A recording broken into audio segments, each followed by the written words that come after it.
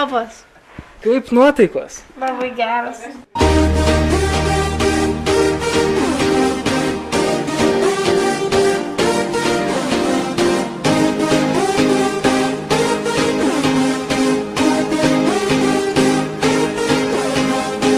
Nu, korespondentė, kaip nuotaikos?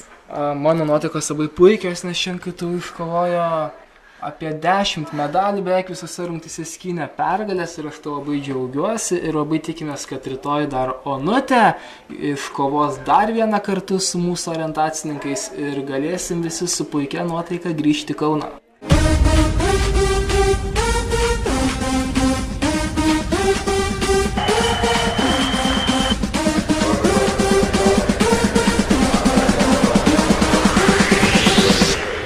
Nu tik tai kovot už KTU, tik kovot.